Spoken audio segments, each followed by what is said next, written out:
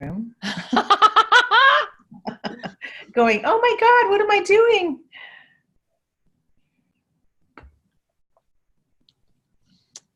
What do you want? And I want to finish this book. Okay. I want to finish this book. And the last few weeks have been crazy. I haven't had much opportunity to write. Yeah. So I get a few pieces done and that's it. And so I'm really behind. And so, it's obviously not going to get done when I wanted it to get done, but I still think I can get it done this year, at least a first draft, Yep, you totally can. Yeah. So I have no doubt, Sharon, like I have no doubt by the end of December, you're thinking, right? By end of this year, like the year will not tick over without your first draft being done. Yeah. Yeah. And that's celebration enough to get that done. So, oh, that's huge. Yeah. It's a huge celebration. Do you know how many people are walking around without their book done? Yeah. Yeah. You will get it done. Yeah. Okay. So on a scale of 1 to 10, 10 being finished a first draft and 1 being, I don't know, I'm just thinking about it. Where would you place yourself? On finishing it? By December? Yeah. Like right now, where would you place yourself? As far as how much work I've done? Correct. Okay. Well, as far as how much work I've done and not considering what I think I'm capable of, but what the actual truth is, I'm at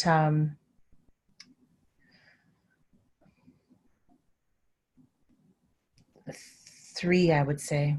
Okay. How many words? Do you have a sense of your word count so far?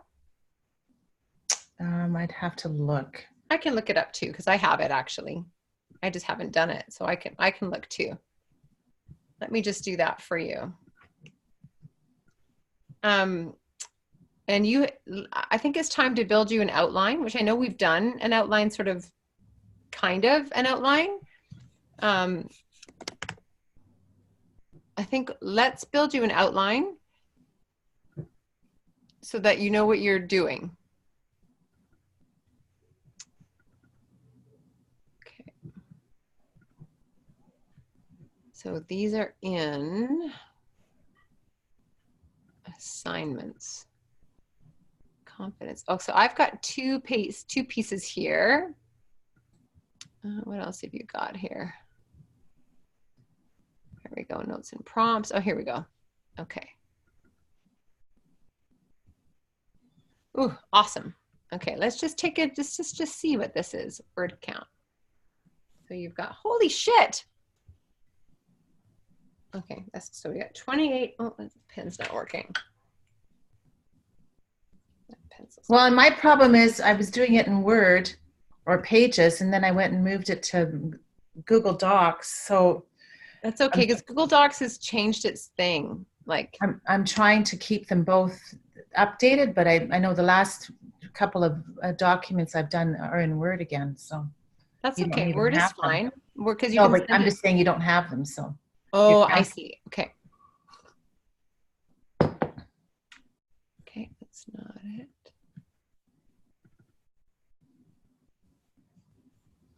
That's not it.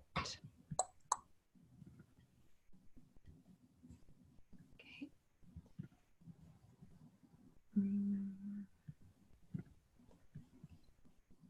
Keynote dates and audio recordings assignments.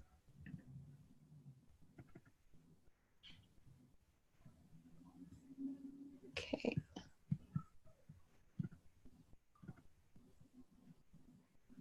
Okay, so I'm showing you, and just you've got like how many assignments at home that are in Word that aren't with me, approximately? I think 3. Okay. So let's put those. I would say you're at about 10,000 words. Then word count. So and I need 90,000. So I'm even worse. You need 90,000 for a full-on manuscript, but anything 50,000 plus is pretty standard. So 90,000 is just kind of like when you think of 90,000 is like a book like this, right? 90,000 word man, and that's about 160 pages, 170 pages on Word, which translates into, 300 pages in a book like that. Oh, okay. So yeah, because the pages are much smaller. They're much smaller. I mean, if you picked up a book, you'd be like, oh my God, they're way smaller than a Word document, right? So about 160, 170 words, 170 pages of a Word document, double spaced, works out to be almost 300 pages in an actual book.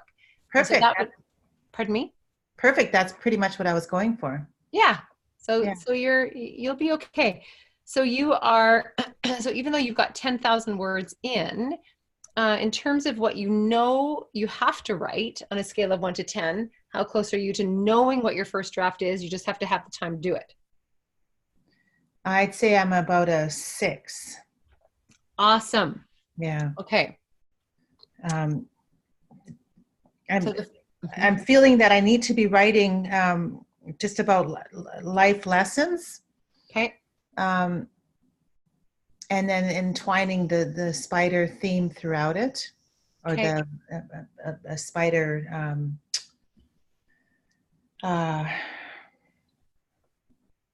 moral. The moral of the story or whatever, something spiderish. And so I'm kind of okay with that. I just, I'm feeling more confident with that. Okay. If I gave you a daily writing prompt, 8 minutes, an 8-minute daily writing prompt, would you do it? Sure. Yeah. Okay. So let's do that. Let me send you a daily 8-minute writing prompt, and your job is to send it back to me every night. Okay. I can do that. Sure. Okay.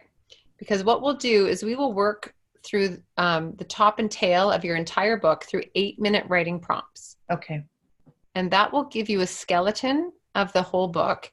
You'll get inspired. You'll start to fill in the gaps. But our first job, because I really want you to get a sense of accomplishment, like, let me just show you. Share. Let me just show you my book.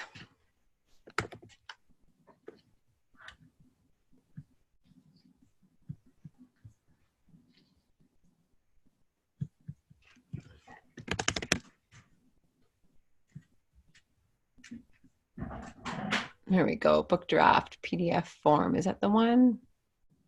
Let's try it.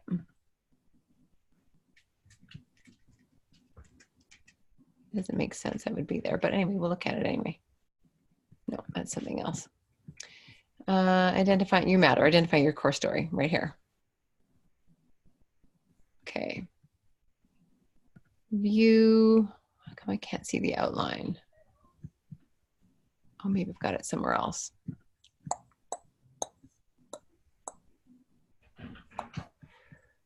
iDrive, don't do it that way. Tina, do it like this.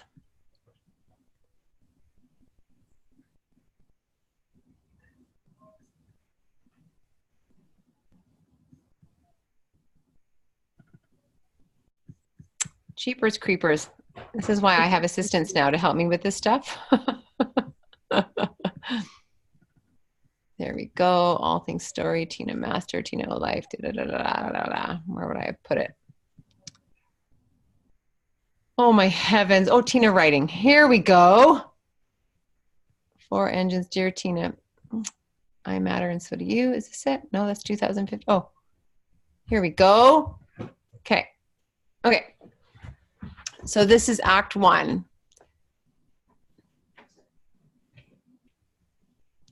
View. Where's my outline? Print mode. Is this what there we go. Okay. So this is what I want for you. So I have 3 acts. I have, Cedar, it's okay. You can walk by. It's fine. So I have Act 1, Act 2, Act 3. And if I pull out Act 1 and we look at it, what I have is all the pieces on the left-hand side in the outline is all here. If you scroll through, some of it's like, okay, there's a whole bunch of writing. Let's find one that isn't done.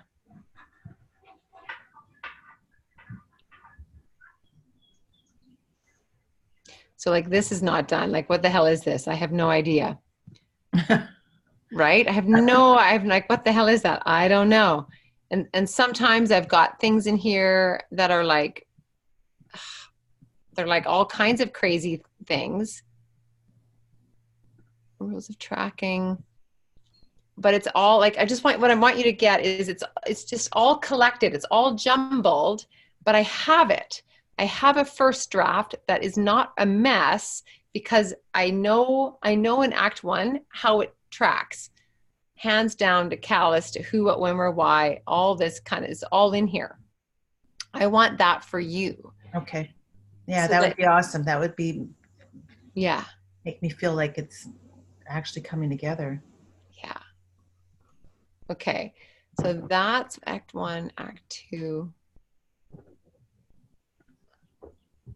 So think of it this way then too. So here's Act 2. So Act 2 has all of these pieces in it, right? These are all, some of them are written, some of them are not written.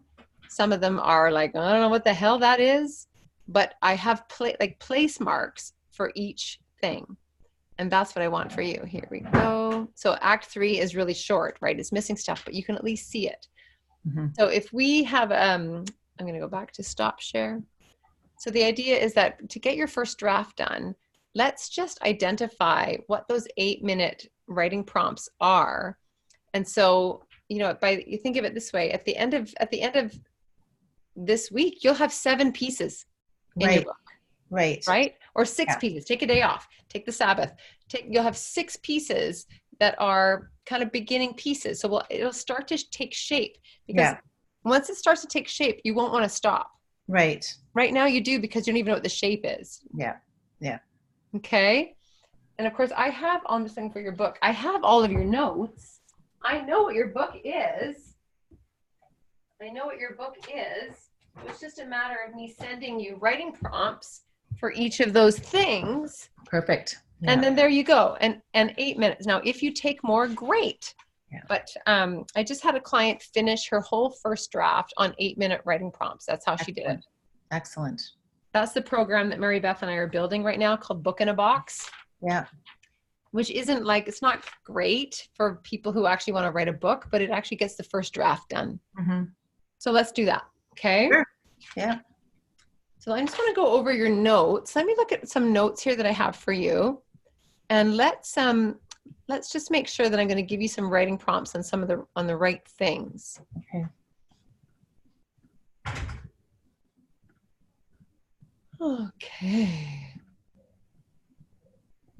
Let's go to my drive, Tina. There you go. Story from the core. Not that one. This one here. And here you are. Okay. Assignments. Notes and assignments. Notes and prompts. Okay.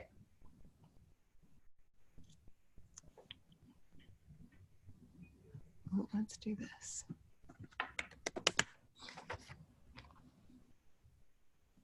No, let's go here.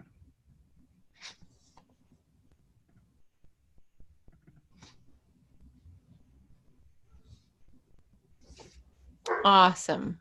Okay, right. Right. Stone Cold. Oh yeah, I've got all kinds here I can give you. Oh yeah. Okay.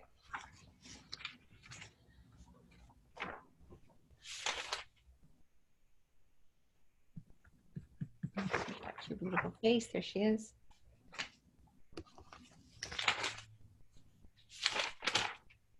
So we've got Act 1, Grandmother Spider, right? Waking up of self-worth. And the turning point is 14 years old in the shed. Yeah. Awesome. So we'll start there. So let's just riff a little bit. What might be in Act 1? So we've got Grandmother Spider. let's talk about waking up of self-worth. Tell me more. What comes to mind when I say that to you?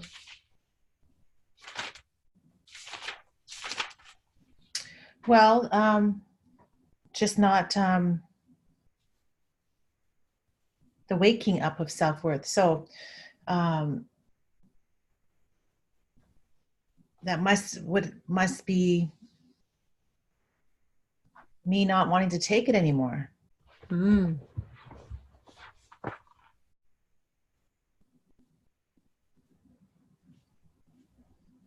Because when you're taking it, you're not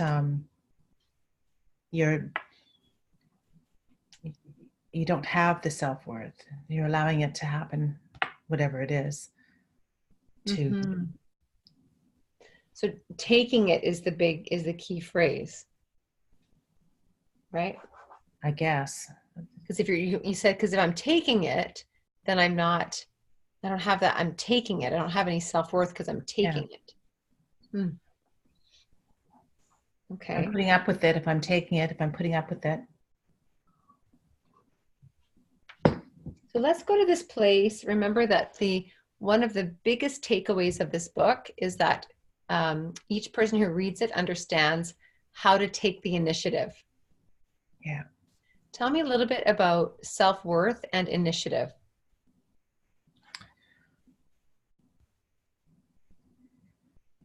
Well, in order to take the initiative in anything, I think you have to have a certain amount of self-worth. Otherwise, why bother, right? Like, what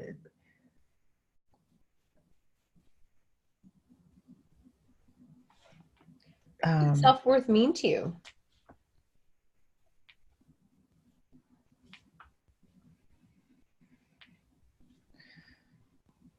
Well, it means a whole lot more to me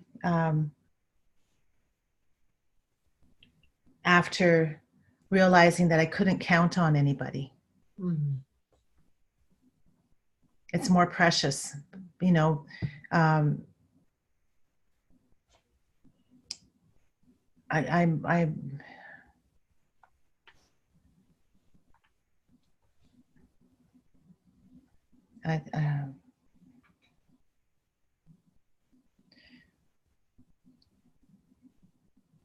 It means I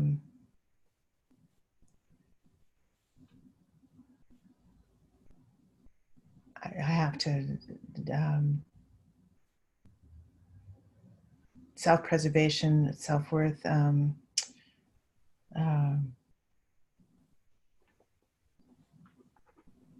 Yeah, I don't know. So I like this. I haven't heard this before, self-preservation. So let's build kind of like let's build a short ladder to self-worth. Okay. So one of those rungs on the ladder is self-preservation. Well, sure.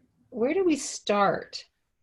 So let's go back. What's the first rung? Yeah. So the ladder, the first rung.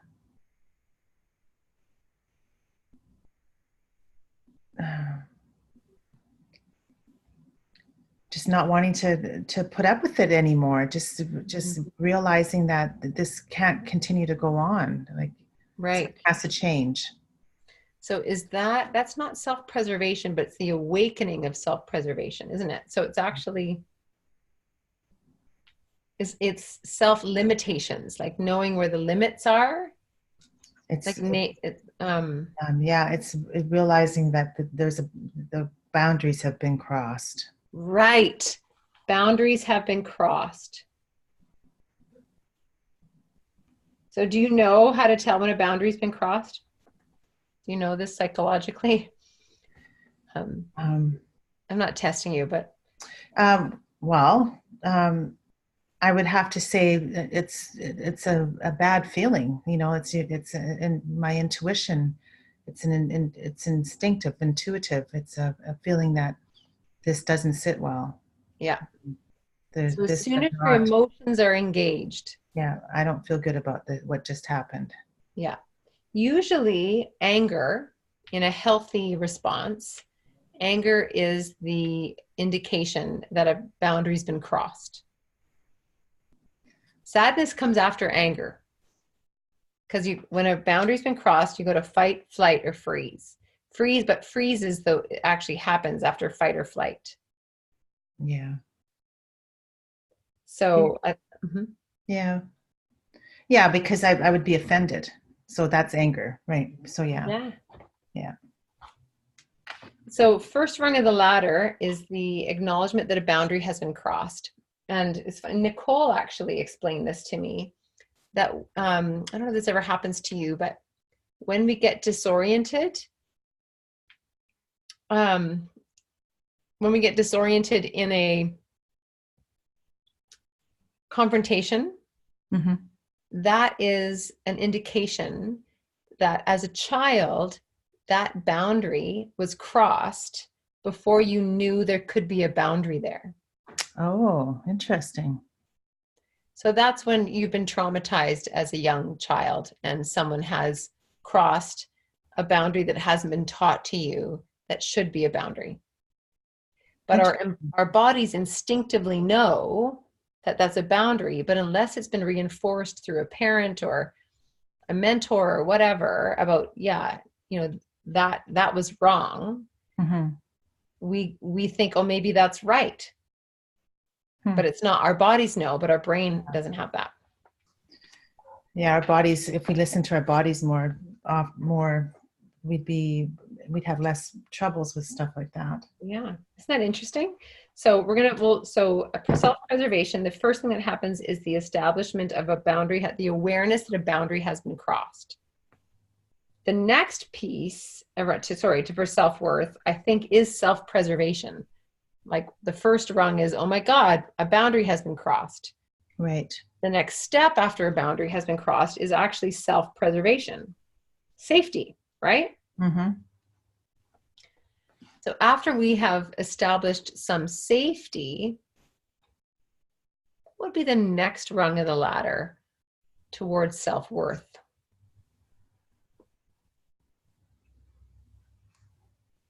Okay, so the safety part would be, I'm getting the hell out of here. Okay, so it's action. Yeah. Right? So after we've got boundaries, this has been crossed.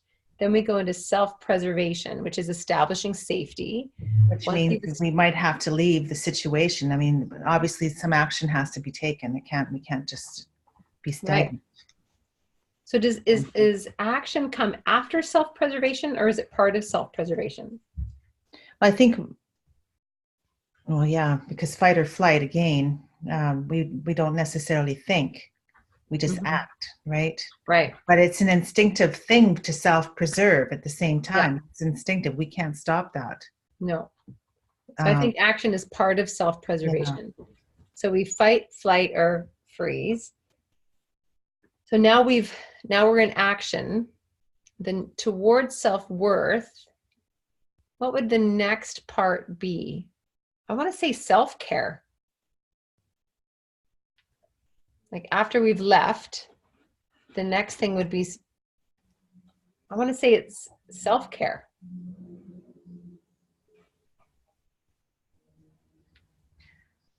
Yeah. Okay. I could be wrong about that, but it's that when I think about fight or flight, so after you've fled or you fought, you have to take care of what's just happened to you now. Yeah. And then once you've done some self-care, I think there's self-identification, right? Like coming home to yourself. Yeah. Like coming back. You have to assess that situation and yeah. Yeah. And then after self-identification, there would be something about naming what you want, right? Like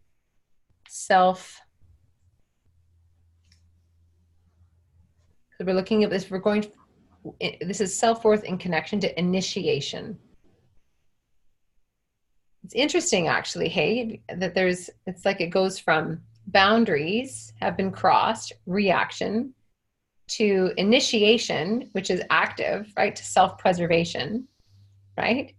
To inaction, which is, well, no, self-care is action, but it's not motion out, it's motion in, but it's still, right? And then self-identification. And then what do I want is we're back into action again. Mm-hmm. Mm-hmm.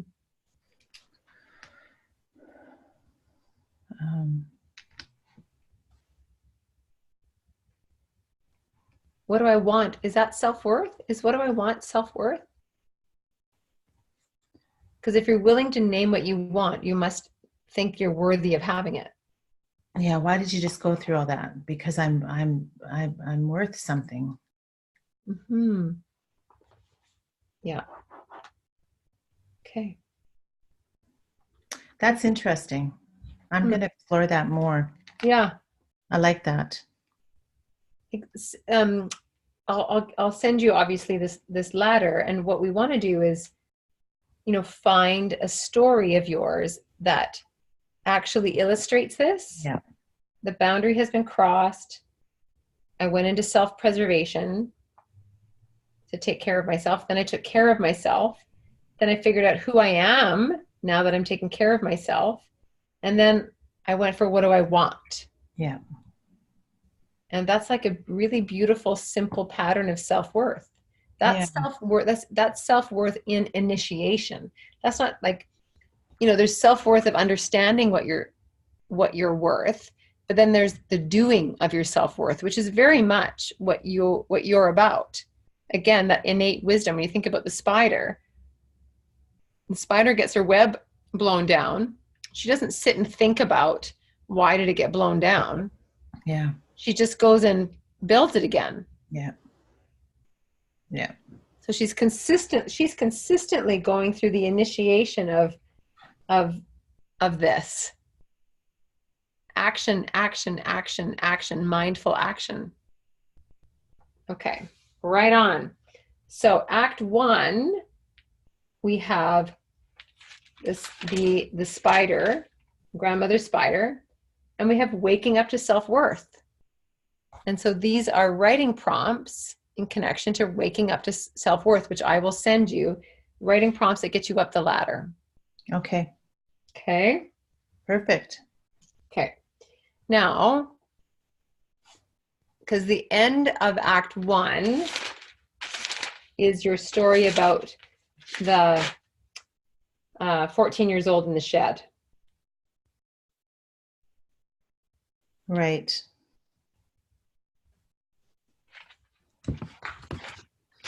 And so that's very much connected to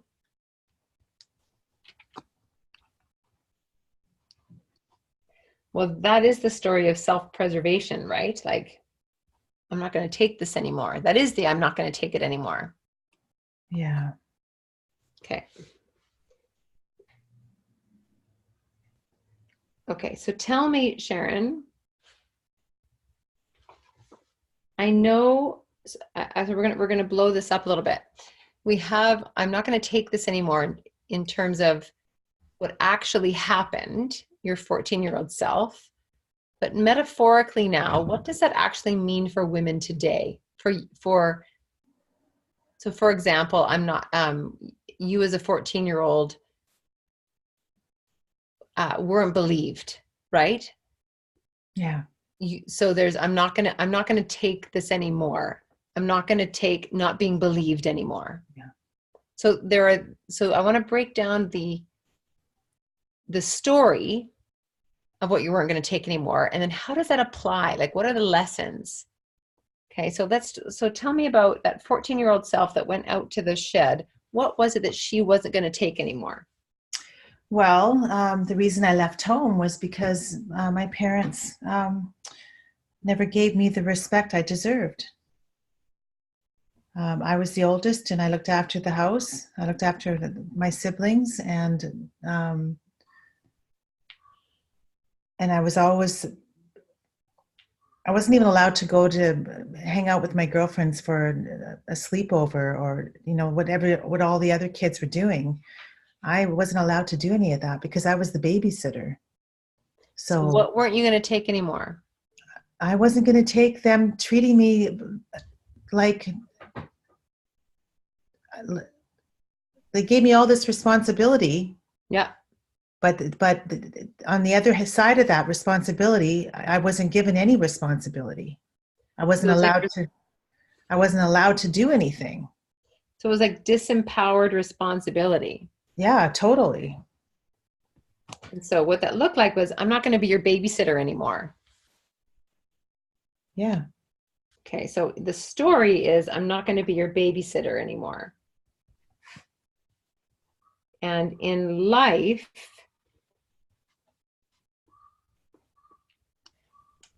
tell me a little bit about what that might look like, that disempowered responsibility. Are we on the right track? Are there women in these communities that have empty responsibility? Oh, I'm certain that they're yes, absolutely the same thing. Like he might be young mother of many children and have all that responsibility, but they don't manage the finances. They Ah, have to stay home. They don't have a job, so somebody else is paying the bills, or they're on welfare, or they are working 3 jobs to support their household, and so they have a lot of responsibility. But on the other side of that, they can't do anything because they are so tied down to. they have disempowered responsibility. What an interesting concept. Yeah, They even have responsibility without respect. yeah, yeah. Well, Wow. I mean, that was me. Responsibility, you know. Yeah. Okay. So I'm not going to take it anymore. I'm not going to be your babysitter anymore. And in Yeah. life, I am not going to I'm not going to have responsibility with no respect Yeah. anymore. So what else are your 14-year-old? What else weren't you going to take anymore? I wasn't going to take the abuse, Okay. you know. Um, the abuse that was handed to me by so-called friends of the family, who I was taught to call uncle, um, and the abuse from my own parents, the physical abuse, the mental abuse. And again, I know now, I'm not trying to make excuses for them.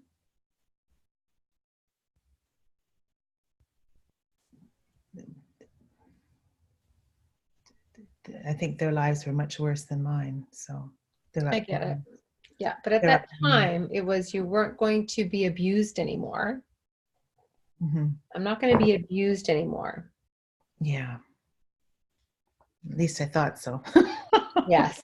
At Yeah, least I thought leaving home was going to do that, was going to, and um, but the is enough moment is the most important thing, yeah. right? Because we can't control Yeah. impact. I remember I can still feel it. I remember when I just said, this is enough. Hmm. They wouldn't even let me go. And my friends were having a party and they wouldn't even let me go. And I'm just like, are you kidding me? So in life, these women, I'm not going to be abused anymore. Well, Yeah. how does that is probably this is it the same phrase? They're not going to be abused Yeah. anymore? Yeah. Yeah. Yeah. Yeah. So the scenario, okay, so we've got in real life, it's not going to be, it's the same, not going to be abused anymore. Or not going to be, To because take abuse this abuse often is, anymore. no, I guess doesn't have an age limit on it. Yeah. Okay. Okay. I mean, abuse is abuse. It doesn't matter the level of it, right? Right. So I'm not going to be a babysitter anymore. I'm not going to be abused anymore. I'm Yeah. not going to be what else? I want to say silenced. Yeah. Silenced or frozen, something like that. Which one speaks more to you? Silenced is good. Okay, I'm not going to be silenced anymore.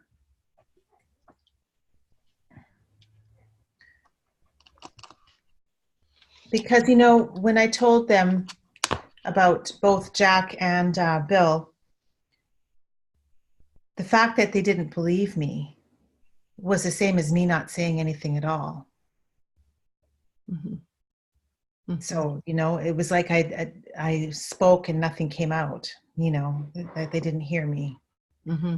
So it's the same thing as being silenced, you know, like they just ignored it, basically. I'm not going to be ignored anymore. Yeah. I think because that takes us out of the realm of therapy and into the world of initiative.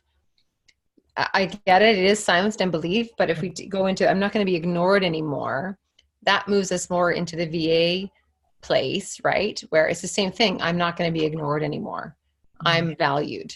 Yeah. Yeah. Okay.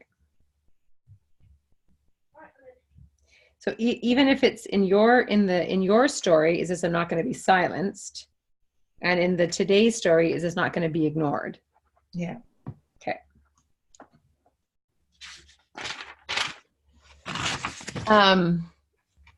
The other thing I want to say in here, I think the last one has something to do with I'm not going to be a victim anymore.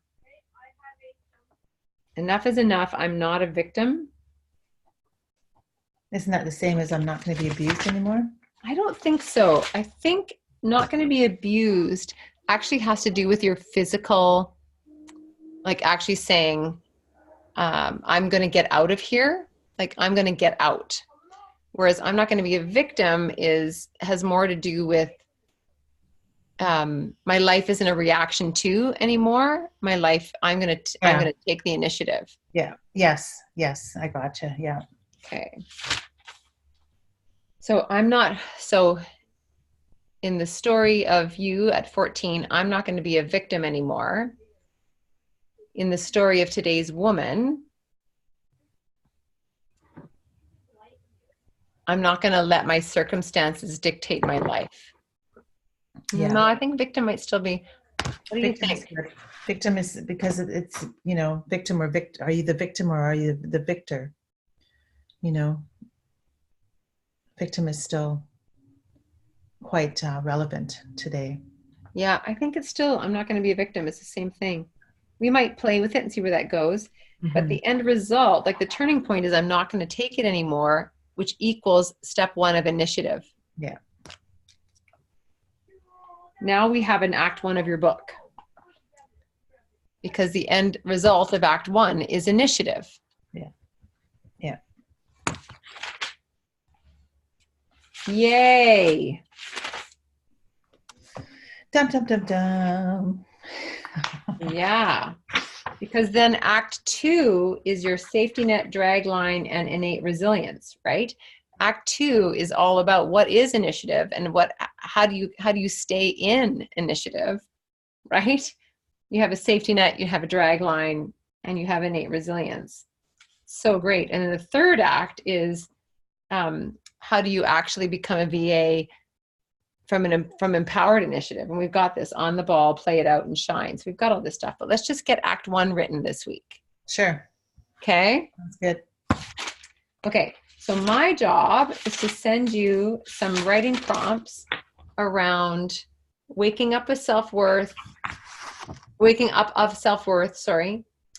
And the ladder of self-worth and the side-by-side stories of the side-by-side pieces, of your 14-year-old self story and what it means in today's world. And then that's your act 1. That's perfect.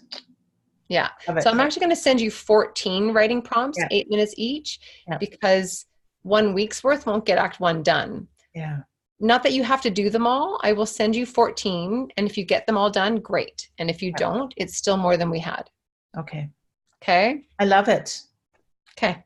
I love this, Tina. Good. And then it's 8 minutes. Yeah. I'm like, don't tell me you can't do 8 minutes. I know. I've got an hour and a half booked every morning at 5 till 6:30. So. Awesome. Yeah. So I should be able to do 8 minutes. Yeah, But, totally. and in that, so I wrote my LinkedIn article, which relates to this, and so I'm counting all those writings too that I did. Right. So Yep. I'm Send those in. yeah, But right now, Sharon, yes. because you want to get this done, I mean, we can have your first draft done by the end of October. Okay, well, I'm still going to aim for that then, if you Okay. think that's possible. On these 8-minute writing prompts, your first draft will be done by the end of October. That would be amazing. Okay. So that means if you're willing, I want you to not do any other writing this month but that.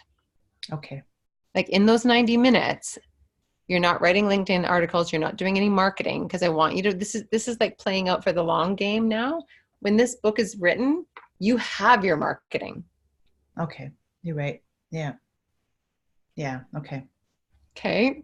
And then also the book becomes your marketing, but also you'll be able to take pieces out of the Right. book Yeah. to turn into LinkedIn articles. Yeah. So I'm asking you to be disciplined and diligent. Yeah.